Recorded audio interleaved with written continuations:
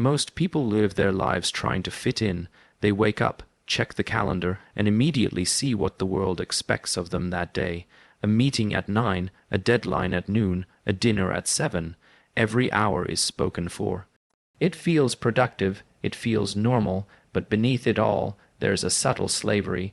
You're not really choosing what to do with your time. You're reacting to other people's requests, other people's demands, other people's rhythms. And slowly, without noticing, you give away the most valuable thing you'll ever own, your freedom. Real freedom isn't about money in the bank. It's not about a job title, or even the ability to work from anywhere. Real freedom is waking up in the morning and having no one tell you what to do. It's the ability to look out the window, feel the day, and decide for yourself how you want to live it. That's rare. In fact, it's so rare that most people can't even imagine it. They're so conditioned to schedules, alarms, and deadlines that the idea of an unscheduled day feels like chaos. But what looks like chaos from the outside can feel like peace from the inside. When you fit in, you surrender your uniqueness. You start wearing the mask of someone society has designed for you, a good employee, a reliable professional, a busy person. We glorify busy as if it's a badge of honor, but busyness just means you've lost control of your time. You're following the rhythm of the world instead of the rhythm of your own heart. Freedom begins when you stop asking, "What should I be doing right now?" and start asking, "What do I want to be doing right now?" That small shift changes everything. Of course, fitting in feels safe. It means you're accepted. You're moving with the herd, and the herd protects you. But safety comes at a cost. The cost is your individuality. The cost is your creativity. The cost is your life passing by in obligations instead of choices. You only get so many years, and if most of them are spent in rooms you didn't choose, doing tasks you didn't design, for goals you don't really believe in, then you've traded your life away for comfort. Freedom is uncomfortable. It means no one tells you what to do. It means you have to wake up and face the blank canvas of your own day. At first, that blankness can feel intimidating. Many people run back to schedules because at least a schedule tells them who they are. But if you can sit with that emptiness long enough, you discover something beautiful. You discover yourself. You begin to realize what you actually want to do, not what you're supposed to do. Maybe you want to read, maybe you want to write, maybe you want to take a walk and let your mind wander. These are the moments when life begins to feel real, when you stop fitting in and start living free. The paradox is that the more you fit in, the less alive you feel. You might have achievements, promotions, accolades, but inside you feel numb. And the more you choose freedom, the more alive you feel, even if it looks like you're doing less. That aliveness is worth more than any paycheck or applause, because in the end, life isn't measured by how many tasks you checked off a list. It's measured by how deeply you lived the moments you had. Fitting in is about impressing others. Freedom is about expressing yourself. When you fit in, you're constantly playing a role on someone else's stage. When you're free, you're writing your own script. You're not living for validation, you're living for truth, and truth is simple. You know when you're free because your day feels like yours. You know when you're fitting in because you're constantly asking yourself, what will they think? The unscheduled life is not a rebellion for its own sake. It's not laziness, and it's not selfishness. It's the highest form of self-respect. It's saying, my time is my own, and I will not trade it away cheaply. When you live free, you naturally stop trying to fit in. And when you stop trying to fit in, you discover that the people who truly matter don't want you to fit in anyway. They want you to be real. So ask yourself, are you fitting in or are you free? Do you wake up to your own rhythm or someone else's? Because in the end, freedom is not granted, it's taken. It's not given, it's chosen.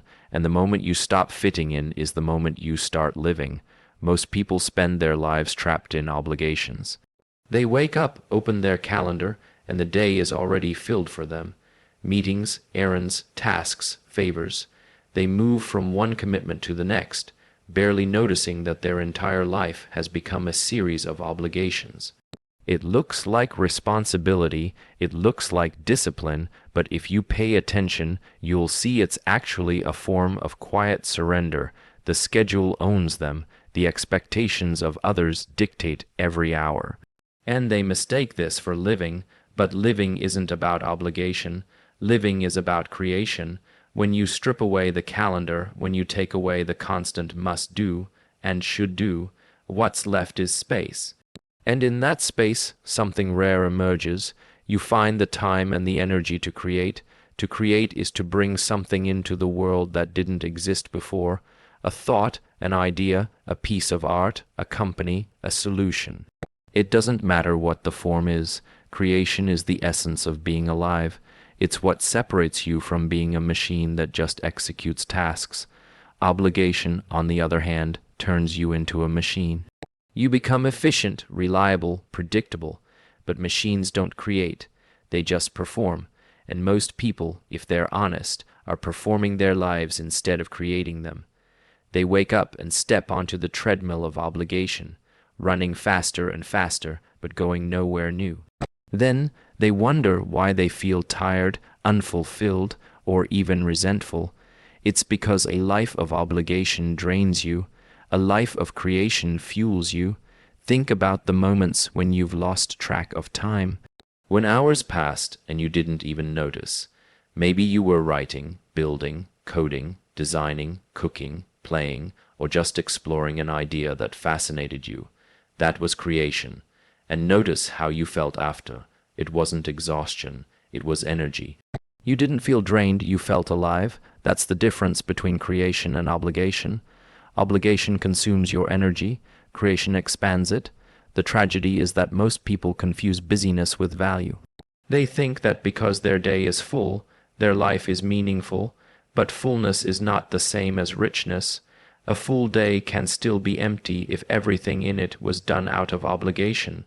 A quiet, unscheduled day where you wrote a single line of truth, built a small piece of beauty, or had one profound conversation.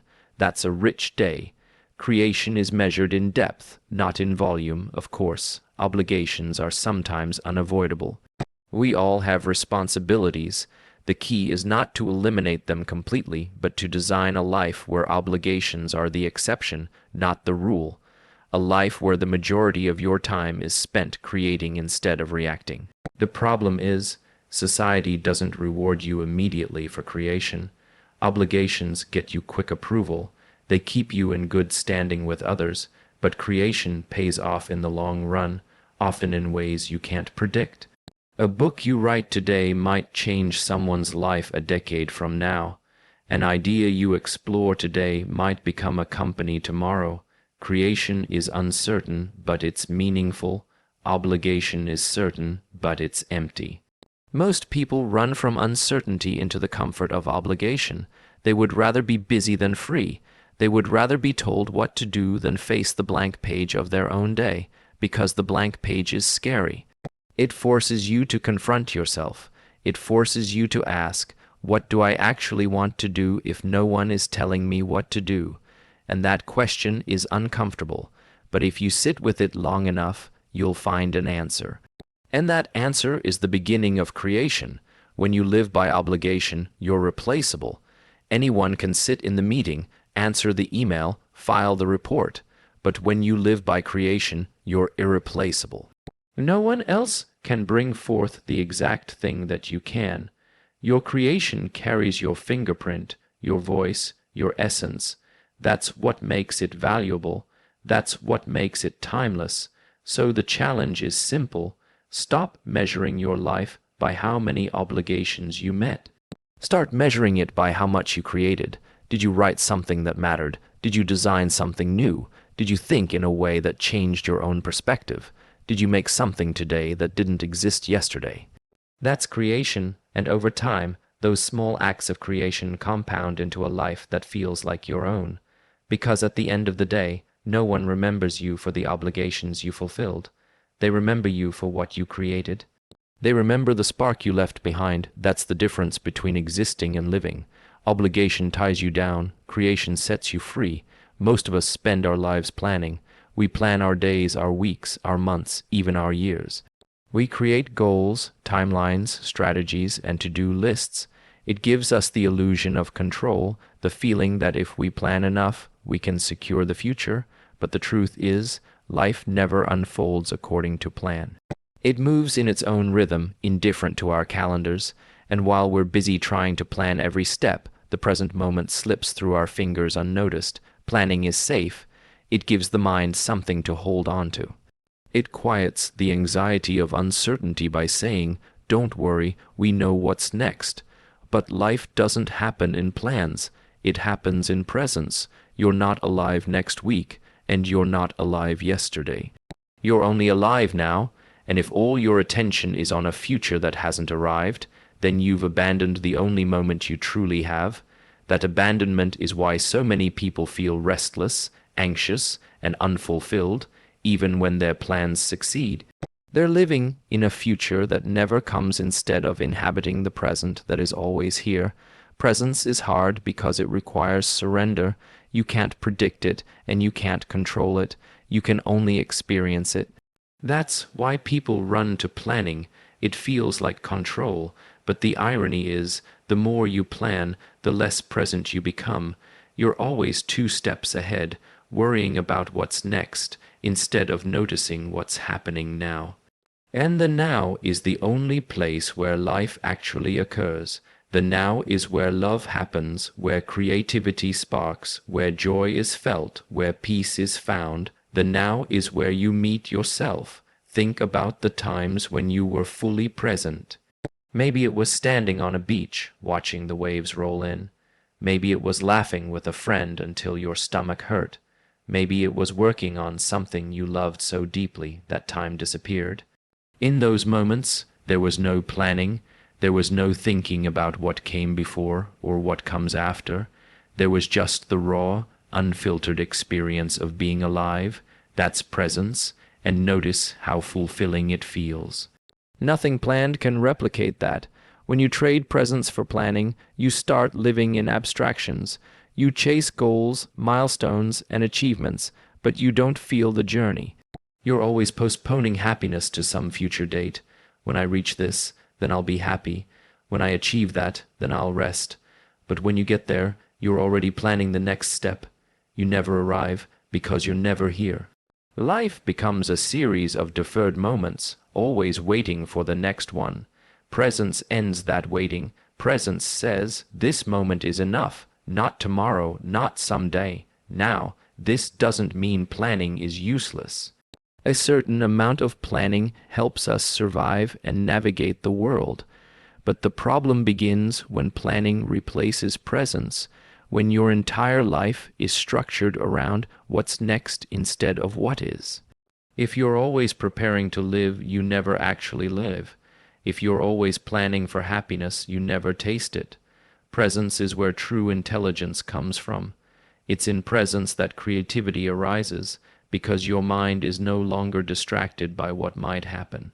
It's here, fully engaged with what is happening, the greatest ideas, the deepest insights, the most beautiful art, all of it comes from presence. Planning can only repeat what has already been done. Presence gives birth to what has never been seen before. But presence requires courage. It requires trusting that life will unfold without your constant interference. It requires stepping off the treadmill of constant doing and sitting in the stillness of being. And that's uncomfortable because stillness reveals things we often avoid, our fears, our insecurities, our restlessness. But if you can sit with those feelings instead of running to plans, you'll find that they dissolve. What's left is clarity, and from that clarity, the right actions arise naturally without needing to be forced. Most people think the goal of life is to achieve something in the future, but the real goal is to experience life fully in the present. The irony is, when you're fully present, you often achieve more than you would through endless planning, because presence gives you energy, creativity, and authenticity, and those are far more powerful than any rigid schedule. So ask yourself, how much of your life is being lived in the now, and how much is being sacrificed to a future that may never come? If you're honest, you'll see that the most meaningful moments of your life were never planned. They just happened, and you were there to witness them. That's the gift of presence. In the end, no one remembers the plans you made. They remember the moments you shared, the love you gave, the presence you embodied. Life is not a checklist to complete. It's a flow to enter, a song to hear, a breath to feel. The future will take care of itself. The past is already gone. All you ever really have is this moment. And the question is, are you here for it?